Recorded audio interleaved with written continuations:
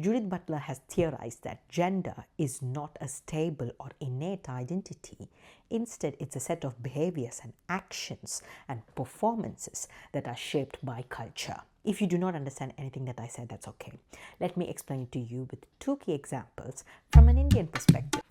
This is Mahabharata, one of the important pieces of literature from India, and one of the characters which I don't necessarily relate with but found as a decent representation of trans men was Shikandi.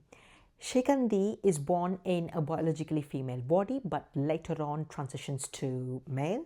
This is predicted by the oracles, so Shikandi's father respects it and brings up this child as a male.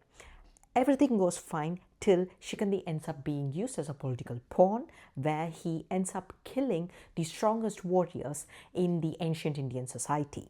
15 years ago, a Tamil film called Endiran was produced. So the plot of the story is basically about a love triangle that went ugly between a cishet couple and an andro-humanoid robot. The andro-humanoid robot was made to perform the characteristics of a male, and it also performed the Indian masculine characteristic quite well because it didn't bloody know how to understand a no from a woman.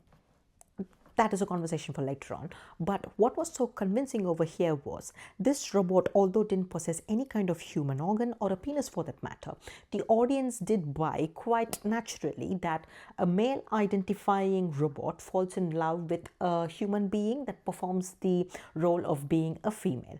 And it was quite a convincing story. However, it had a sad ending because the robot ended up being a political pawn again, and it ended up dying. So from both the cases, it is quite obvious as to how individuals or characters aren't necessarily born with a specific gender. Rather, they're being performative and they're shaped by the expectations of what their gender is supposed to be. However, one thing was quite clear for me over here. Anybody who's born trans or non-binary or agender for that matter always end up being a football in the political and cultural landscape.